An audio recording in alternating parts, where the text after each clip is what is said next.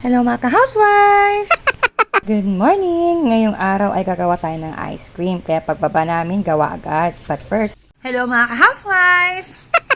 Ayan, bago ko i-share sa inyo ang aking homemade ice cream, mag-shoutout muna tayo. Grabe, may mga allergy ako dito.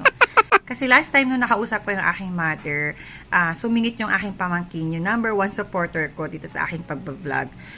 Yung aking napakampoging pamangkin na si Lord Cedric. Sabi niya, tita, pa-shout out. Kaya sabi ko, ako pa ba? Siyempre, sino yon? Sabi ko. Sabi niya, pa-shout out ako sa mama at papa ko. Siyempre, your wish is my command or your command is my wish. Kaya shout out sa aking kuya, aming eldest, my brother, my Bobs, Ricky, Ricky Pasqua, and his beautiful wife, Madam Princess Pasqua. Thank you for always watching and supporting me. Please keep on watching me. I love you all. Thank you. Bye! So, after namin mag-lunch, niready ko na yung mga kailangan namin sa paggawa ng homemade ice cream. Yung cookies and cream. Yan lang yung mga gagamitin kong sangkap, mga ka-housewife. Tapos, itong blender namin, more than 10 years old na siya, mga ka-housewife, kasi minsan ko lang naman siya magamit. So, ayan, first step, maglalagay na ako ng 2 pieces ng all-purpose cream. So, dati Nestle cream ginagamit ko. So, ngayon, krema muna kasi tipid-tipids. Tapos, nun, maglalagay naman ako ng isang creme densada. Yung nakita ko dun sa aming cabinet. So, pwede pa naman expired. Tapos, isang supot muna ng cream O. Tapos, dudurugin ko lang siya ng konti. Ilalagay ko yung mga 3 piraso muna. Tapos, saka ko i-blend. Tapos, chinek ko muna kung na-achieve ko na yung consistency na gusto ko dito sa aking ice cream. Pero hindi pa. So, nag-blender pa ako ng konti.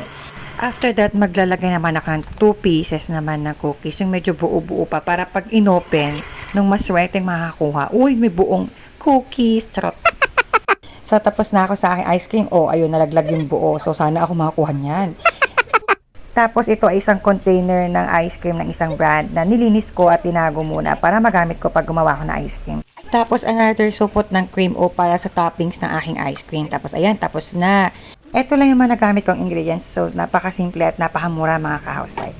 Tapos, sinet ko naman sa medium yung aming freezer para mas mabilis tumigas yung ice cream.